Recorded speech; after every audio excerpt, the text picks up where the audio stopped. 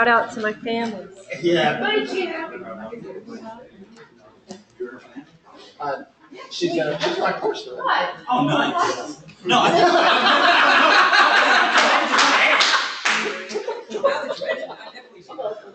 right, guys. Let's welcome the course director for Media Communications, Mr. Freeman.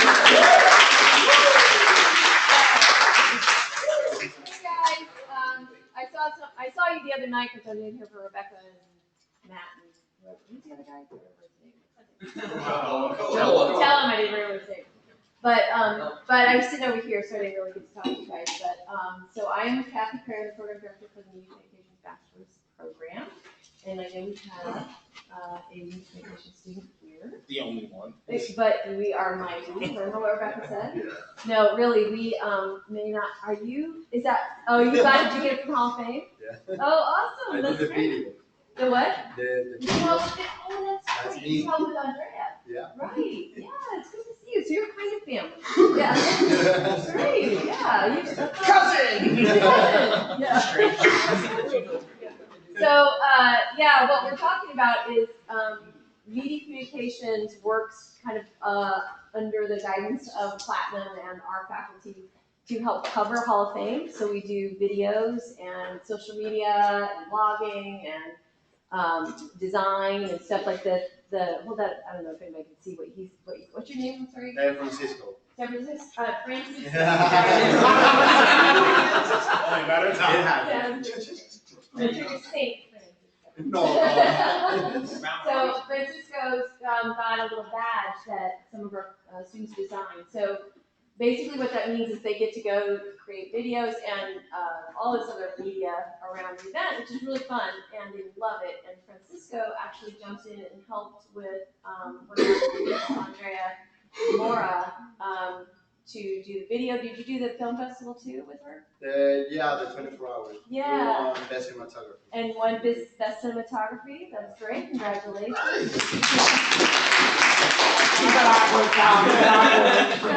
you guys are already helping me tell about the program. So that's really this whole time together we're going to have today, so you understand more what Media Communications is about. But what I really love is when students from other programs like Francisco did to jump in and work with us. And so we'll talk more about that in a little bit, but that was awesome. We also had some music production. Bye, Stephanie. Yeah. Have a good night. So we have students from Music production also helps out, and recording arts too. Yeah, so I love that. That's great. That works really well. So just so you know, we have this thing. I'm getting way ahead of myself, but just bear with me. We have this thing called Friday Blend, which is every Friday, well, usually 3 Fridays out of the month, not graduation Friday, but the other Fridays. All our campus students meet together and we work on all kinds of fun collaborative type projects, and everybody gets to know everybody. So even though it seems like there's just one student, there's really not. And so you're going to get to know, I'd say by the maybe second hour, third hour that you're there, you'll know everyone probably knowing what I know about you so far. Seem very friendly.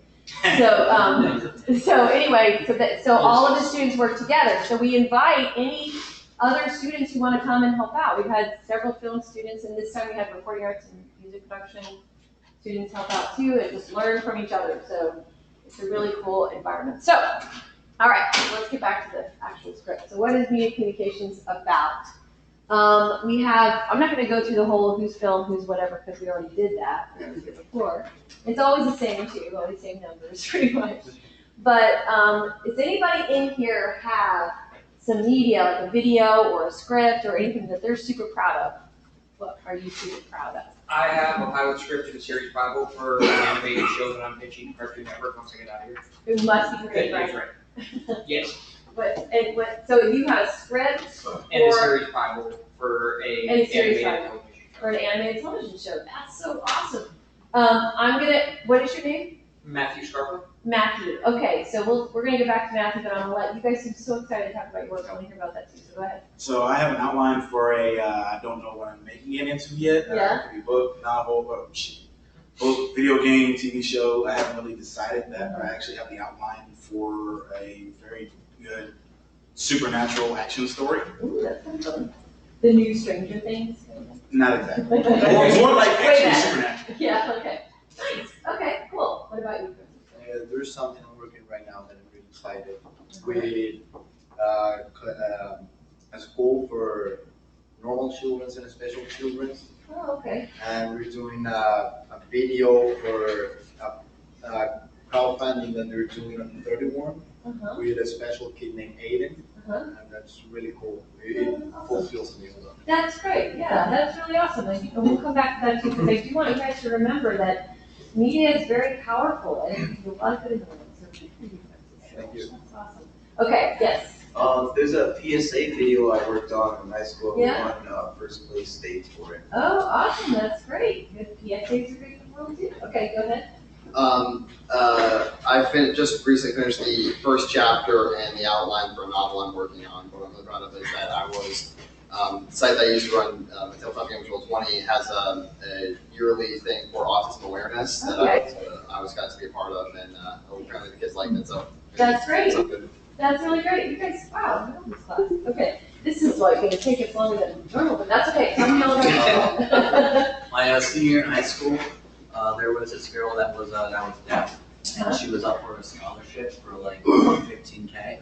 So her teacher asked my media department to make a video, and then her teacher asked me, and I made a video about her and like her school life, and she ended up winning the scholarship with it. Oh, that's so cool, you know all this stuff about these guys, this is awesome, that's great, that's really great, okay. I was actually the face for the automotive program for the tech school I went to. I was Oh, on really? billboards, commercials. I also did the editing for the commercial that I was in Oh, because their editor was sick and I wow, knew how to edit. So, what's that feel like to edit What's the name? yourself? I'll I've never had to do that. narcissistic. Yeah. So those of you that have edited know, like, that's hours and hours watching yourself. Go back again, and do it again, and same expression again. Wow, okay, well, I'm getting to you, don't worry. Oh, wait, I already go to you, let's go. I have a YouTube channel where I upload commercials that I do for Mattel, some motion commercials, and I've had a great feedback. One of them has almost 4 million views, and I'm really happy. That's really great, well, congratulations, good for you. A lot of talent in this group, all right, my friend. All right, before I even came to Full Sail University, I had the opportunity to go to Anime USA's Comic-Con, Uh-huh, and on the Rogers Review, and y'all can actually look that up, the Rogers Review. look that up. This guy named Alan Duckworth and I was the video correspondent, and I got to I have a video interview with a guy who makes his own webcomic. I even on my YouTube page, and you can actually look at my YouTube page and go to videos. I remember doing an interview with a guy named Brian Tillman, and he actually makes his own card game. And he showed me how to play it, and I was recording this. Nice, so you're proud of that work, that's good, you were on your way. Great, yeah. I got the shots and edited and produced all the new songs for my friend in high school's home album. Oh, that's awesome, good, you guys are, you're not just sitting around going to parties at, not sure you didn't at all, but, in high school, you're doing really cool stuff, that's great. Good, okay, so all of you, who, I'm sure there are others of you who have stuff you're proud of that you didn't mention, but all of you have work that you're proud of, and I'm gonna kind of pick on Matthew a little bit, so, you look ready for that. I'm sick. So, yeah. So, Matthew, I'm assuming that you would like this work to be seen and heard by, a certain audience and get the audience you're looking for. What's that? My target audience is for anywhere in between the 7 and 12 and Okay. the 18.4 range. Okay, Branching out for 2 target audiences for animated show fans. all right, okay, great, wow, that's very specific, that's great. So he wants, people get excited about it besides just us and your neighbor and your cousin and your mom, right? Because you want more people to get excited about it. So that's where media communications comes in, because you have to be thinking about things like target audience, which is great. And then how do I have this wonderful, media product, and how do I get people to actually see it and use it? Let's go talking about a Kickstarter campaign, how do I get strategic with it? How do I use social media? When do I post? Where do I post? Is it different times for different mediums and all of this? So how does my aesthetic impact my audience? How do my designs impact my audience? All of this kind of stuff. So all of that goes into what's behind media communications. And if you think about it, it's easier to think about who does not need to use media to get a message across than it is for those who do need to use media to get a message across, right? So it's hard to even think of any group or organization or company or anybody that doesn't need media to get their message across. So that tells you a little bit about how marketable these graduates will be. They are soon they're getting jobs in all kinds of areas. It almost doesn't even matter what the company is about. It could be kind of chemical engineering to creative agencies to insurance companies to companies that match donor organs with people that need donor organs, like all kinds of stuff. And they get work because all of those places need people who understand a wide variety of media and how to get that message across. So that gives you a little bit of an idea of what media communications is, and we use this kind of as a metaphor. Everybody knows what a Swiss Army knife is.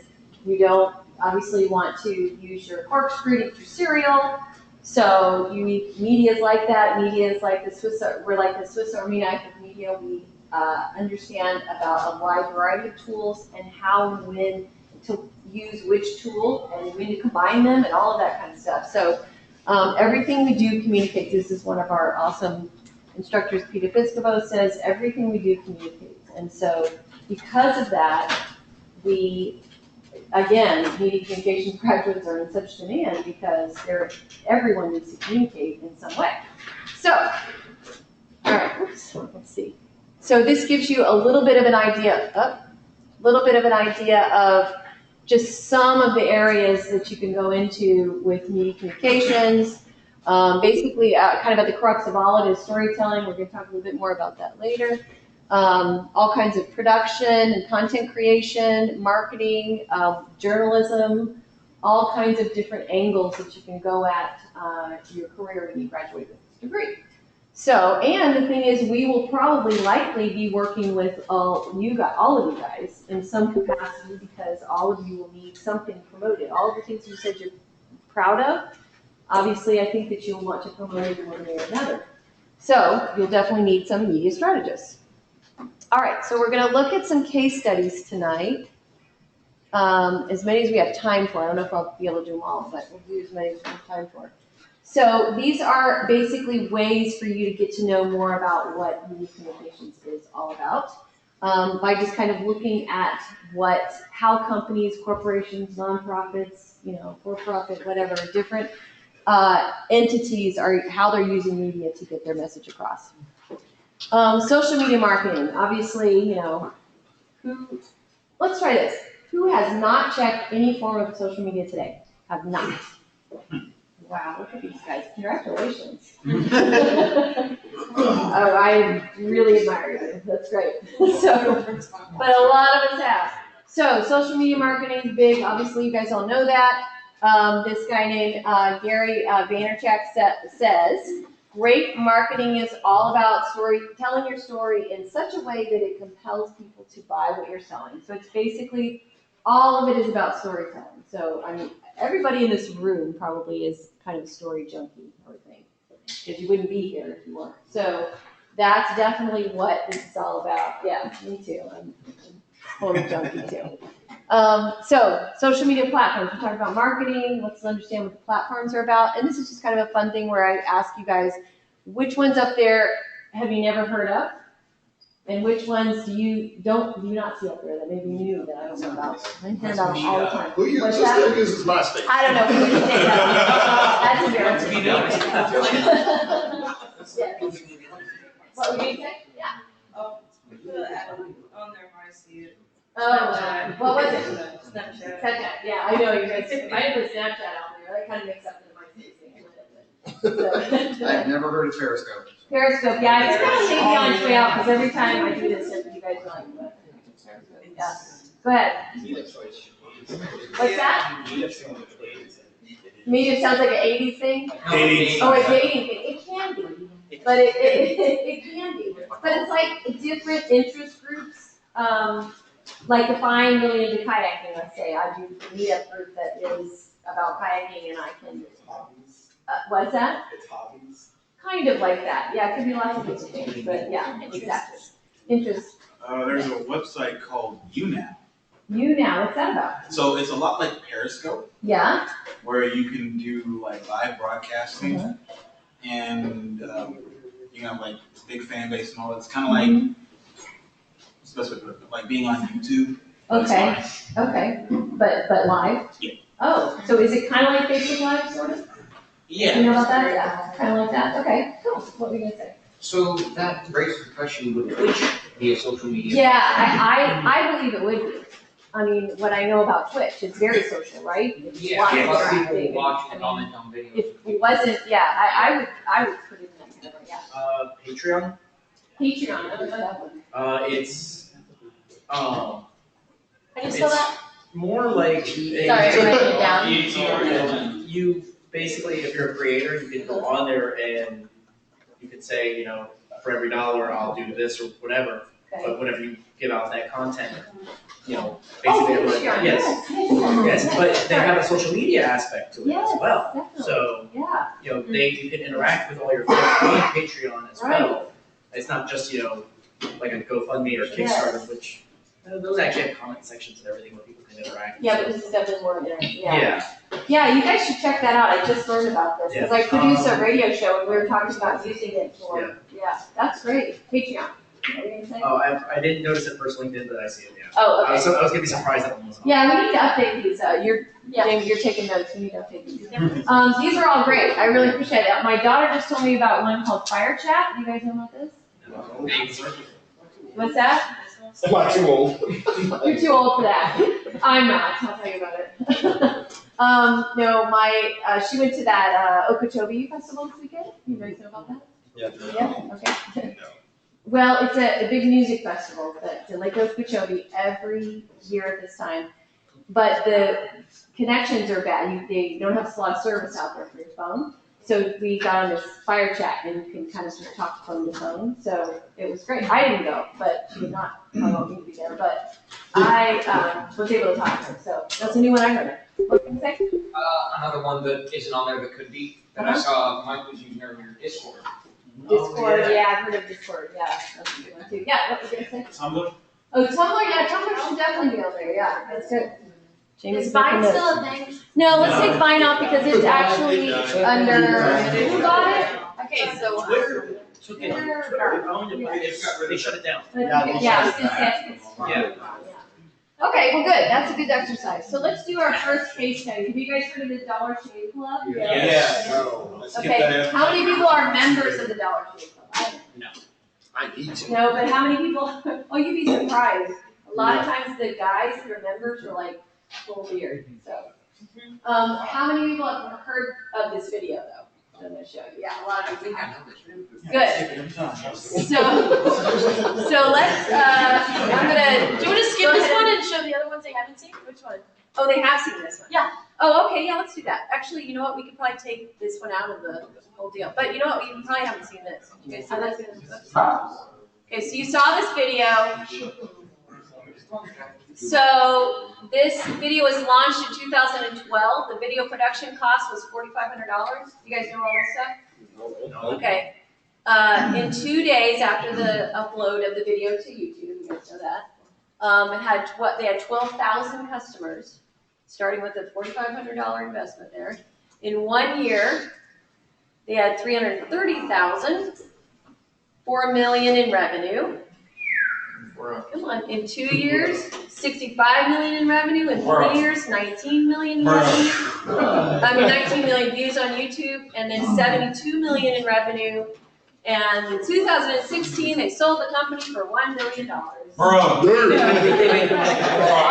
paper. I have no idea what this is. Oh, you don't know what this is? No idea.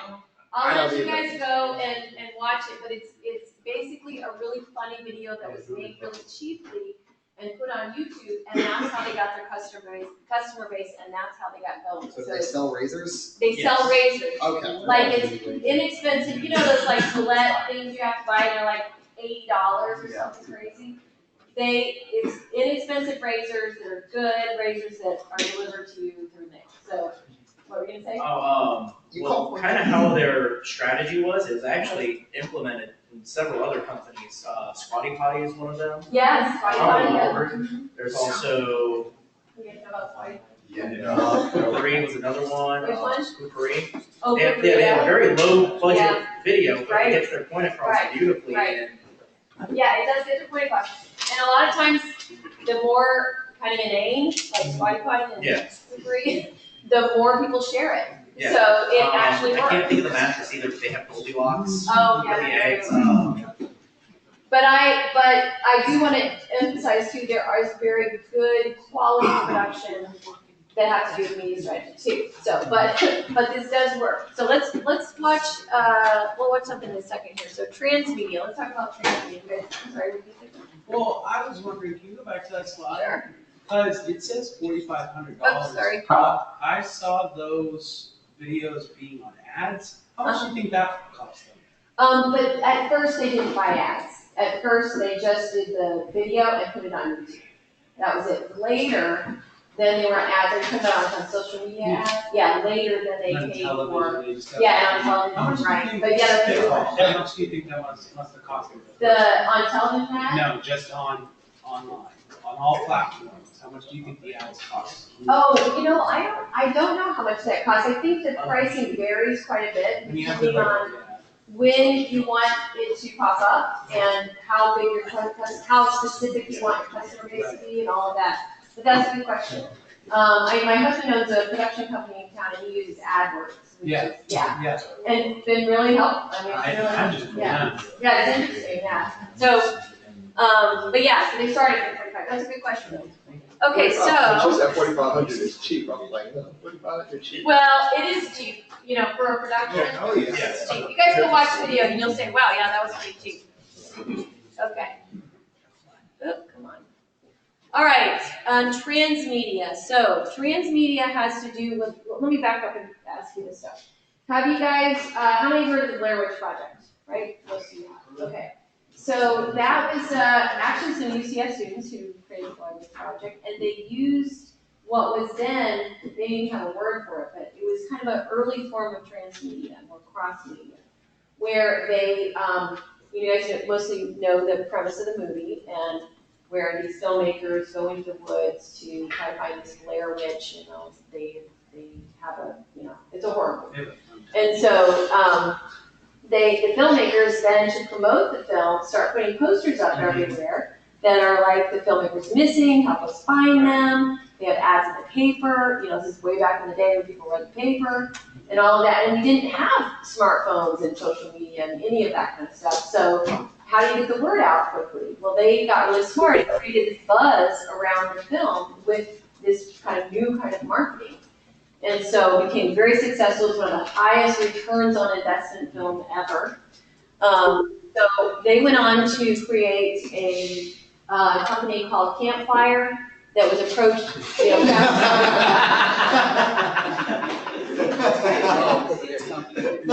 You should have been here earlier, that's all. Oh, sorry. We'll tell you later. Yeah, inside thing, yeah, you'll fill me in later, okay? So anyway, this Campfire was the company that was started by people that did really this whole marketing campaign with Blair Witch. And fast forward, and how many people have heard of Game of Thrones? Of course.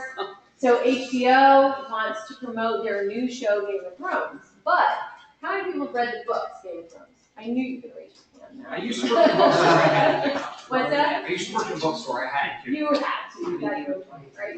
So some of you have read the book. How many people have seen the show? Yeah, a lot of people have seen the show. I'm a big fan too. So how do we get a wide enough audience to watch this show that's very, very high production value, very expensive to make, and get people interested, and not irritate the people that read the books who think that we're gonna not know what we're doing, what we're talking about, and totally, go off track. So they had to come up with a campaign to be able to engage people in the show and hope that it worked. So they got a hold of the Campfire people that were the Blair Witch people, and they put this together. So this is what transmedia is. So I'm going to show you, this is a kind of a quick overview of what the campaign was about.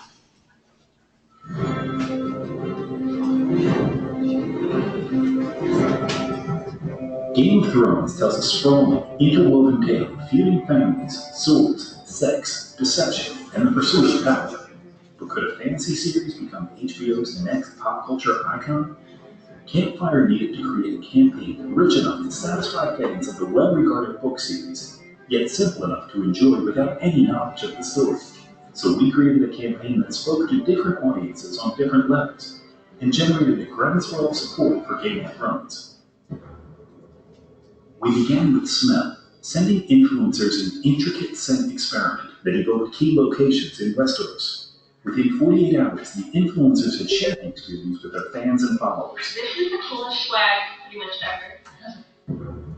We recreated the Westeros Tavern with an immersive 3D experience. Visitors could navigate through the tavern, eavesdrop on the common people, and get a sense of the dark conspiracies taking place in the kingdom. That makes it over for another flag. Ball 2 is the one that is busy. Shot it, trap, get out. Take the flag and become the night watch.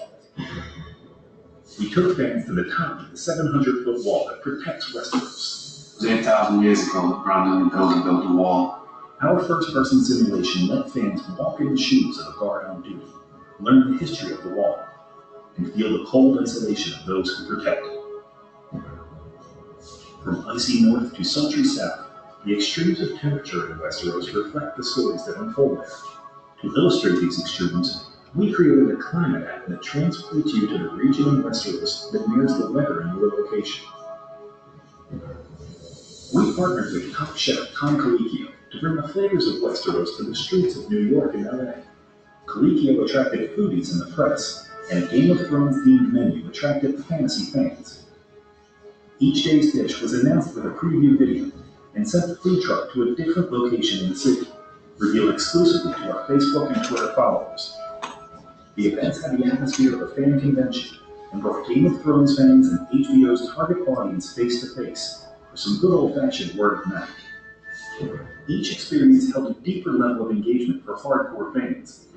A puzzle or challenge housed at themaisterspath.com. Over 6 weeks, fans competed and communities worked together to unlock exclusive preview clips and get blue stickers. Each challenge was symbolized with a link in the Maesters chain, and participants proudly broadcast their progress to their social networks and recruited novices to begin their own journeys. And while fans celebrated Maesters Path Mondays on Twitter, a less involved audience was able to dip in and enjoy just one sensory experience of Westeros.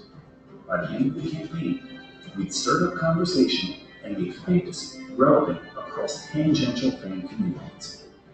And when Game of Thrones premiered, there was an organized and well-established fan culture to shape the conversation and build momentum with each new episode.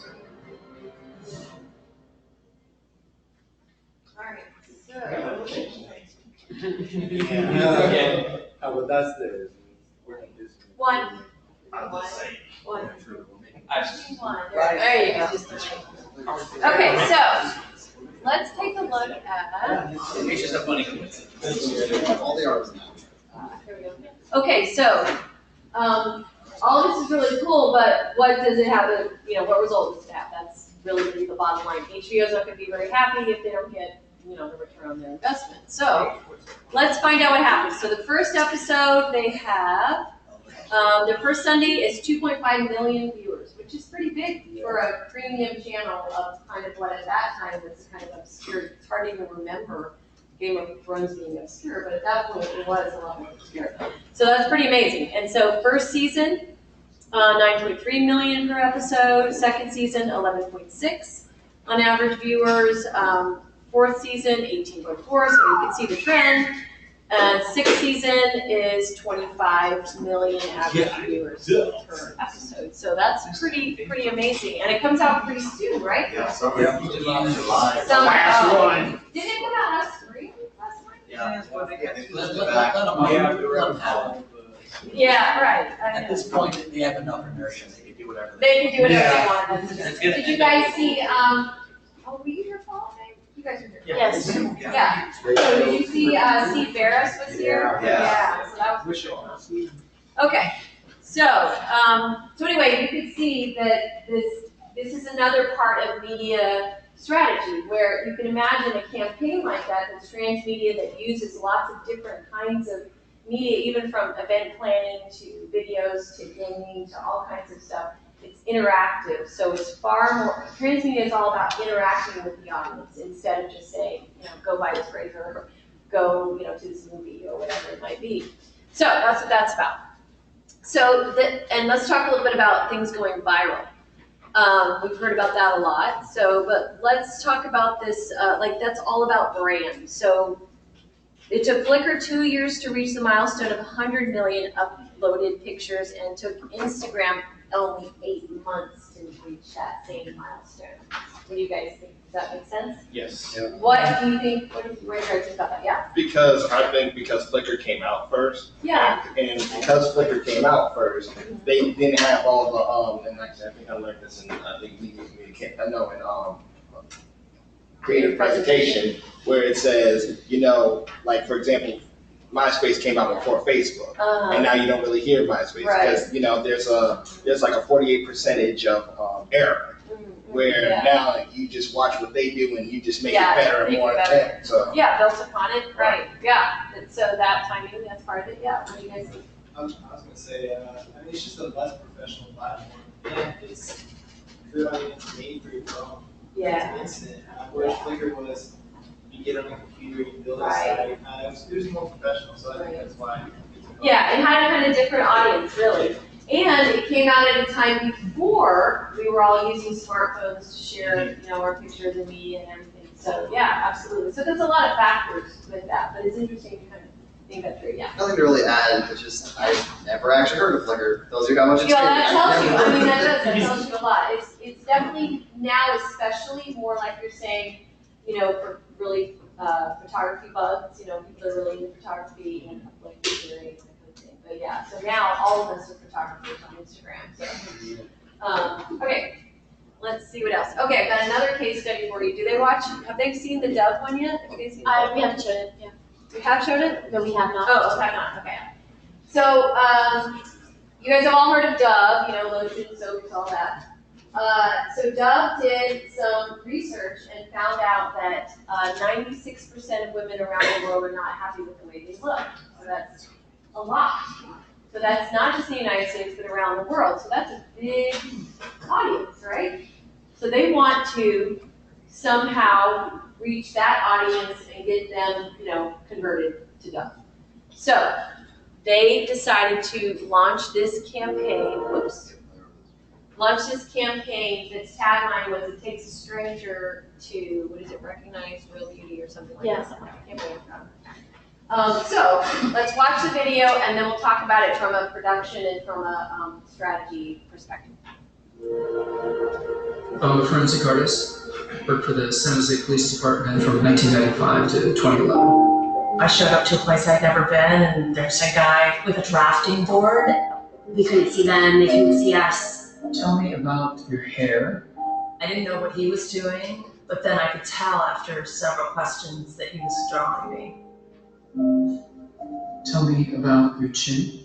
It kind of protrudes a little bit, especially when I smile. Your jaw. My mom told me I had a big jaw. What would be your most prominent feature? Kind of have a fat, rounder face. The older I've gotten, the more freckles I've gotten. I would say I have a pretty big forehead. Once I get a sketch, I say thank you very much, and then they leave. I don't see them. All I had been told before the sketch was to get friendly with this other woman, Chloe. Today I'm going to ask you some questions about a person you met earlier, and I'm going to ask you some general questions about their face. She was thin, so you could see her cheekbones. And her chin, it was a nice, thin chin. She had nice eyes. They lit up when she spoke. She had blue eyes, very nice blue eyes. So here, this is a sketch that you helped me create, and that's a sketch that somebody described of you. So yeah, that's...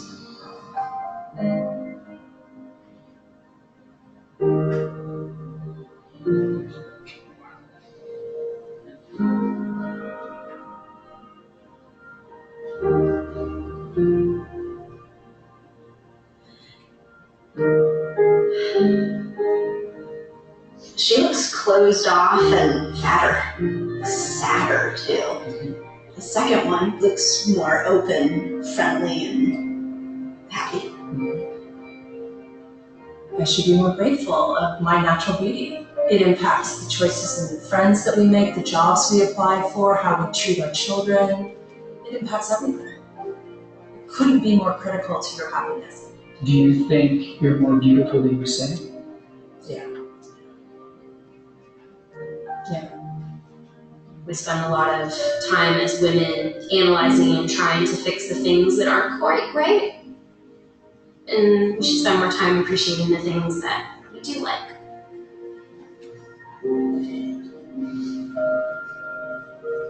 Okay, so. Everybody watch. So did you guys see a lot of, people lathering up with Dove soap? No. So this is a classic case of brand storytelling. So which means back to the storytelling word, but where I am giving you a story about our brand. I am making you have a feeling about our brand. It's not just me saying, here's a bar of Dove soap, it's really worked great, we should use it, So it's a different way to approach it. So, do you have some? So it's just like all those commercials where it's two people dancing in a club and then they start kissing and then it cuts to a car. It starts running out the car and you're like, Yeah. I want that line, right? Oh, I remember the old Smith, if y'all remember, no Smith, no kiss where. Oh, yeah.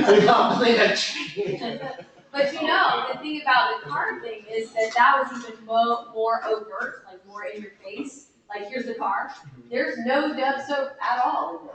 So it's a little bit different too. There is, I think that there is not something like bad publicity, but they did Saturday Night Live. Yes. They did a parody on it. It's different. It's funny. And really funny. Yeah. But at the end, that gives them more of marketing. Yes, it does. In fact, I'm glad you bring this point up. So what Francis was talking about is that this became, in a minute we'll show you how successful and what wide reach it reached. That it drew a lot of parodies, a lot of people making fun of their Saturday Night Live skit. And maybe the one where they used men. Like, it's pretty funny. Yeah, you guys should see it. So that's great though. All of that is publicity. That means everybody's talking about it. It's definitely a big buzz. Was that a Super Bowl commercial on its length? Oh, was it Super Bowl commercial? I don't think so. I don't think it ever did because we're going to talk about it. It ended up, it actually was uploaded to YouTube. All right, so my second question is, if they were to air that, I've seen them do like a short, like a 30-minute spot. Yeah, 30-second spot. Yeah, 30-second spot and refer to the video. Yeah, you could do that. Yeah, so you could do a shorter one and then have a website or something or a hashtag that's a call to action. Really, hashtags are almost really kind of call to action too, which means like, go check this out, be a part of this, GoDaddy does that all the time with their commercials. It's just one of those things and they'll do like those short little things and go say go to GoDaddy to see what else happens. Right, yeah, I've seen those, those are really good too, yeah. So what about from a production or a writing standpoint? What do you guys think, what stands out for you? No wrong answers here. What stands out for you about this video? Yes. The emotion. Yeah, the emotion. Obviously, If it's big, I hope it is. Yeah. You never know. Right, yeah, you From know, but yeah, the emotion, it definitely has the emotion, yes. Basically, what all people think of themselves generally. Yeah. Basically, like what Yeah. they think of themselves rather than what's really inside and what they feel. Yeah, what they're feeling on the outside, regardless of what's really true. Yeah, so what, the concept. Like, really it across doesn't matter what people think of you or like how they have a perspective of how you work. It's just basically self-talk. Right, yeah, exactly, and the self-awareness and all that. Yeah, so that's a really big concept, to get across and to get people to buy into. So that's a really good point. It's a big concept.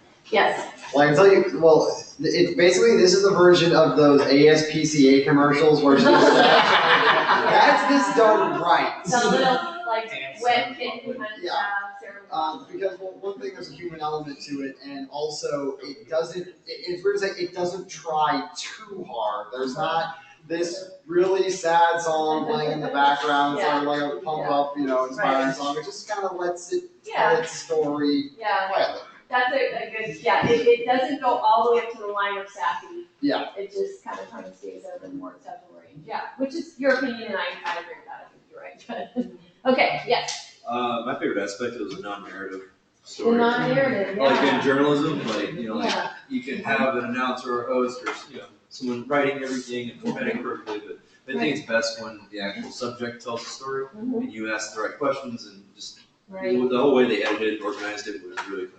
Right. I like, you're right. I think that it comes across much more authentic when they do that. That's a really good point. Yes. I think the best part of the writing is that when they start talking about themselves natively, the first thing that you're automatically going to do is start thinking of yourself, like, oh, how would I describe myself today? Yes, and right. When other people come in, they start doing it, and then you see the contrast, and you're like, maybe I should start looking at myself differently. And then you're all happy, and you see Doug, and you're like, You get a story, you're like, I need that story.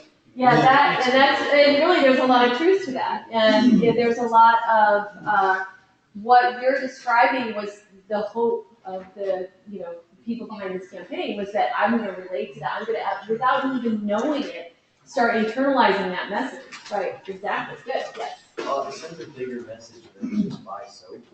Yeah, that's a lot of it. It sends a bigger message than just buy soap, which is all what brand storytelling is all about. It's like there's a bigger message about our brand, and we're about something bigger than our soap. So you want to be a part of that, Yeah, absolutely, yes. No, and at the end goes back to their brand, because their soap is to clean their faces, to be nature and beautiful, so it goes back. Yeah, it fits with the brand of being natural, and so they're part of the whole brand. It's usually a white box. It's like clean, and the soap is white. Where some soaps are clean, get colors. But yeah, exactly. Yes. So basically, people buy why you do it, not what you do. That's a really interesting point. People buy why you do it rather than what you're doing. Yeah. Brandon presentation is talking. Yeah, I know that. Brian said it. I'm not what He said it. People don't buy what you do. It's Simon Sinek. Simon Sinek. Yeah. Have you guys seen that TED Talk? Yeah. A million times. Yeah. The why. Yeah, but you're right. That's what it's about. Exactly. So yes. I actually, for the narrative and everything, their color choice for the film was actually based off of how the people felt. It was very muted. It's not bright. It's not, oh, look how amazing it looks. It's very muted, almost how people feel about themselves. So it kind of brings you in to feel more humble about yourself. Yeah, that's a really good point. The actual color palette choices are very intentional, and that's part of media strategy. So that helps me to make the point about a media communications graduate has taken some, production courses, not going quite as deeply as someone in film, but has taken production courses and understands the lingo, is able to talk with the writers and the actual VP or whoever it might be that they're working with about what the goals are. I understand how to talk about the color palette that I've chosen and all of that because I know what I'm trying to do. So, yeah, you notice the colors were all kind of natural woods and lights and no bright fuchsias or anything like that. All natural colors. Yeah, good. Yes. Did you have your number? No. Yes. You. Nobody else. Just you. No. Your turn. Well, talking to what you said, they were pencil sketches. They weren't big, fully done, like they didn't colors, or just very simple pencil line work. Yeah, you didn't get all like Jackson Pollock and all that business. Yeah, it's true. Yeah, that's a good point. Anything else about the production itself that stood out for you that were made in strategic choices? Music was nice. The music was very, obviously we wanted to use music with no lyrics. Please stay away from that as much as you can. We have something as heavy as this.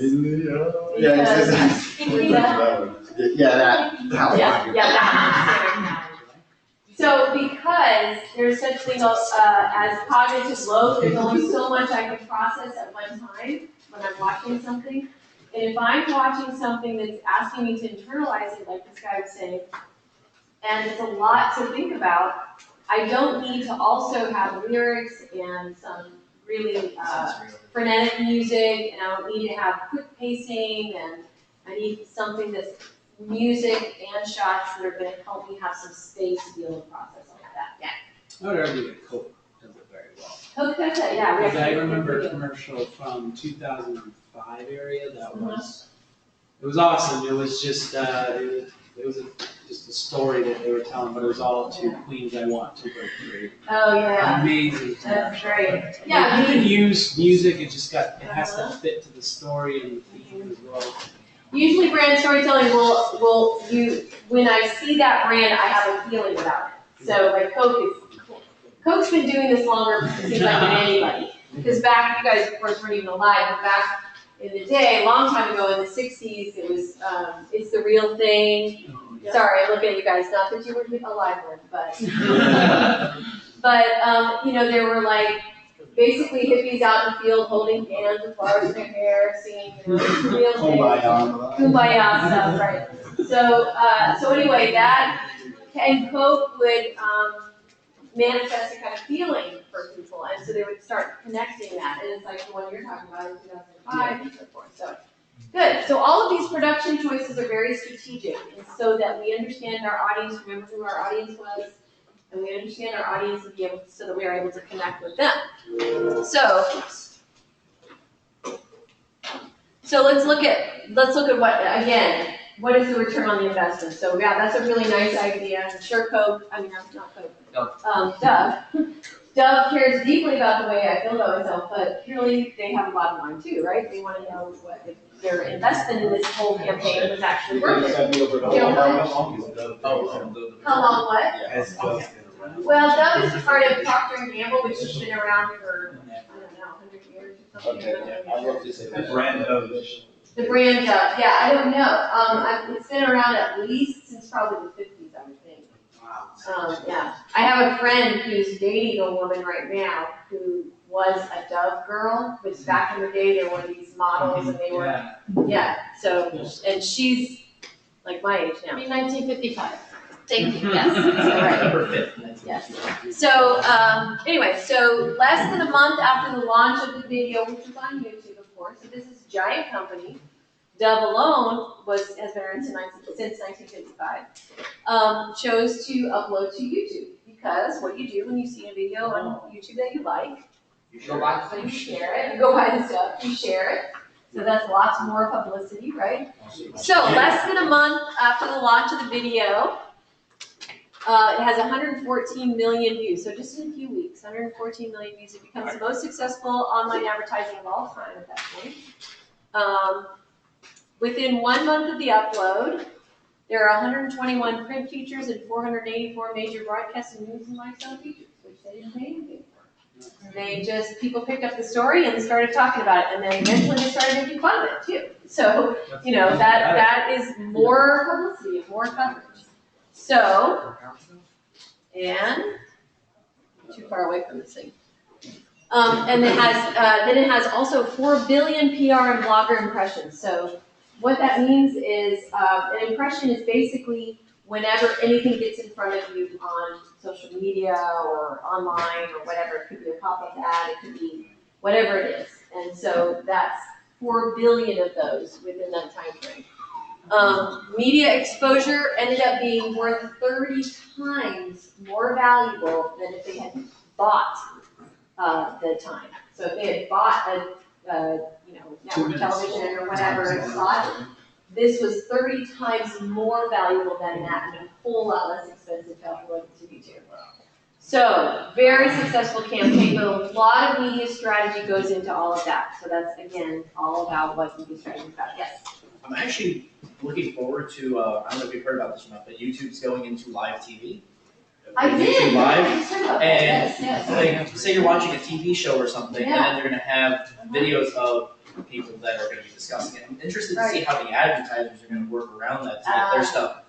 How do they work in their products? Yeah. It will Because be it's going to be even bigger now because there'll be pop-ups and there'll be probably, Yeah, I don't know how that'll work, maybe you get those. Because why back pay and for forth. your ad space when Yeah. it's gonna be on YouTube anyways, might as well just put it on there for free. Right, yeah, it could happen that way, that'll be interesting, yeah, I just heard about It that. might be at the traditional commercial.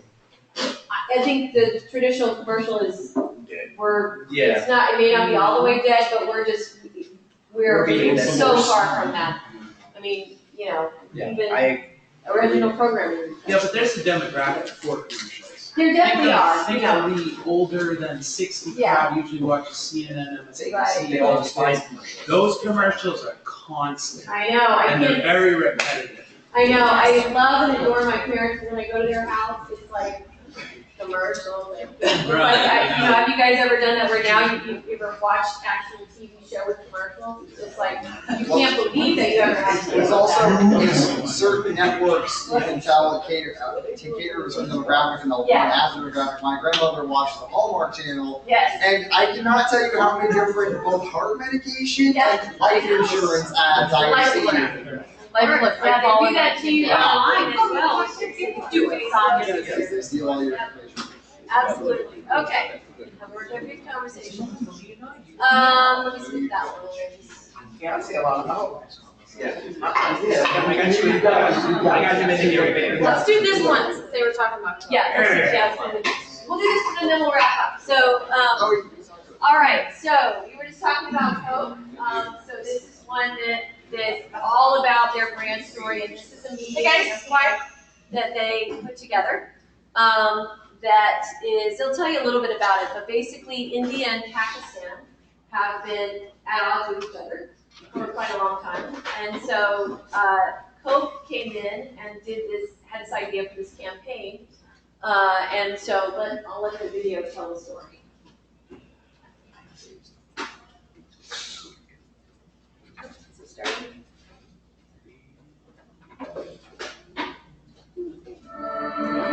The relationship between India and Pakistan is one that has seen a lot of lows. It's stressful, it's tense. It seems it's not improving and it's getting worse. It's only been 60 years that we have been apart. Before that, we were living harmoniously together. I think all the strife would go away. You took away the Baghdad in the middle of the two countries. It's starting to be that we have this neighbor that we can't even go visit. They had this perception which they ingrained in their head that that's the bad guy. But when they actually meet them, they realize, you know what, just like me.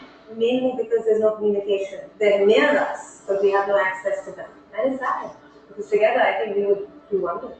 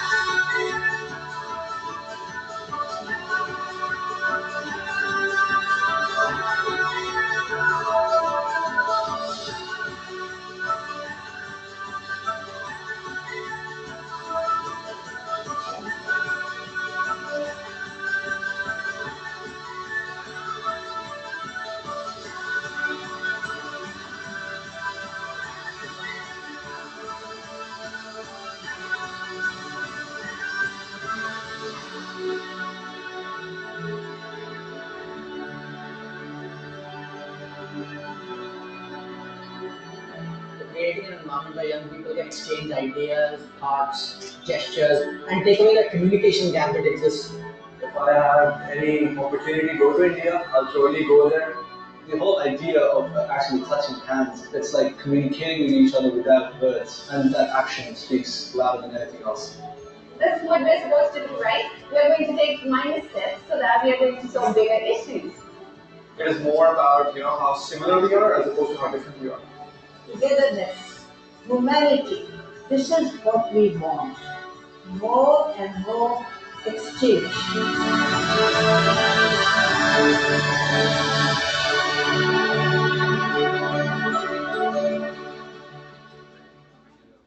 Now it makes you wonder, do they still have those things? Bro, I want to go and I want to go to Pakistan and India. No, yeah, Seriously. I want to know if Bentley actually was jerks about when they did that. You know they have to. What's that? How did the government react to it?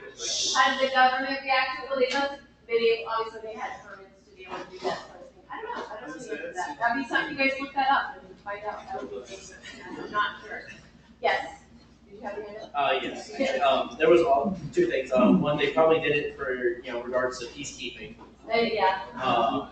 And also, I noticed very briefly, the camera they utilized was from DJI, which is actually China. Oh, really? Yeah. So it's very brief, but it shows a really quick product placement. That way they're showing we're also on board. We're on board too. Yeah. Connect us with that. Yeah, that's interesting. I hadn't noticed that.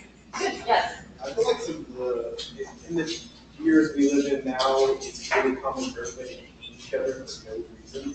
And so what does that promote, people getting along or, putting aside the differences and being happy and showing the human race isn't horrible. That makes people a little happier. Right. They're more likely to buy your product. Right. Well, I mean, it's interesting you bring that up because we all know this political climate is very weak right now. And so, not to be political, but it's the truth. And it's look what's happened, like recently with Uber, got slammed for all of, the claim that they're not supporting one issue or another. And so they had to respond, and then other Lyft has, in on it. And so it has lots of ramifications right now, especially. It's going to be interesting to watch. So, good. Yes. I love that commercial. I love the message and I love what they did with it, but I know I study business and at school, and I know companies have to do campaigns like that, like let's give water to Africa or something like that. So that it's a great commercial. I wouldn't watch the full video because it screams, we're doing good things, we're a good company, you know what I'm saying? So I think it reaches, its demographic is more, I would say more people from those countries and people who would know the story. Because a younger audience probably wouldn't know why those two countries do not know. Right, yeah.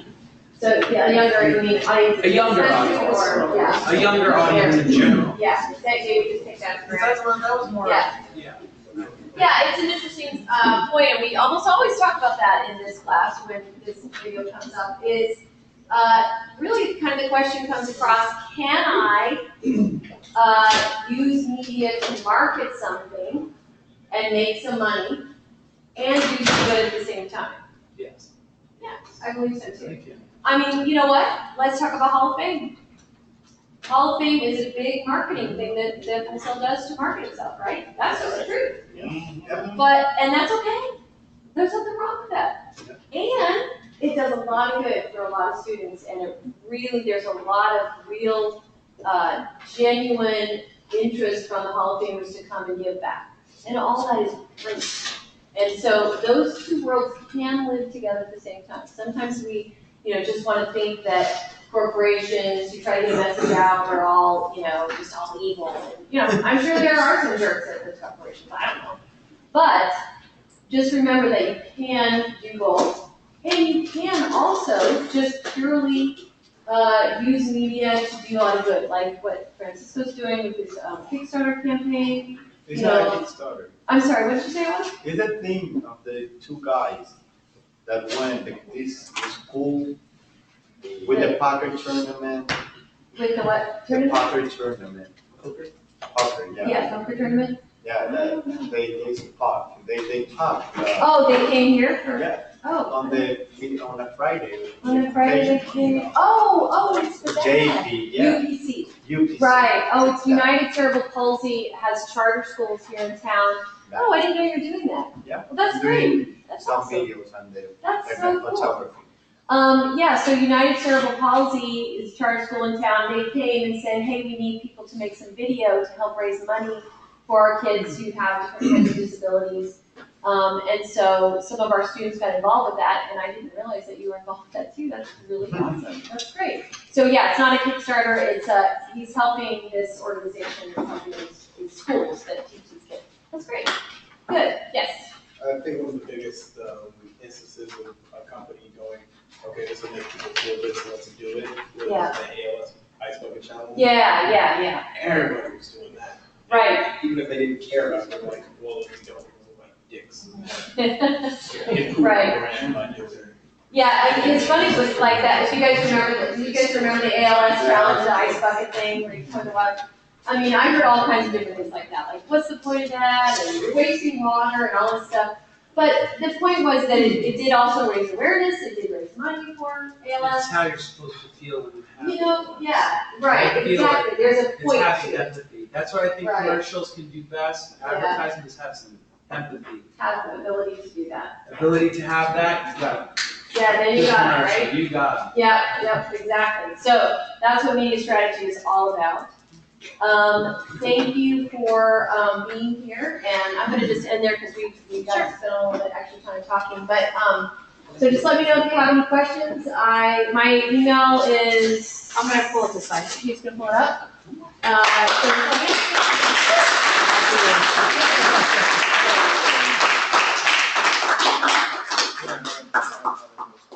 All right, we're not done. Don't pass. No, baby. Okay, good. And,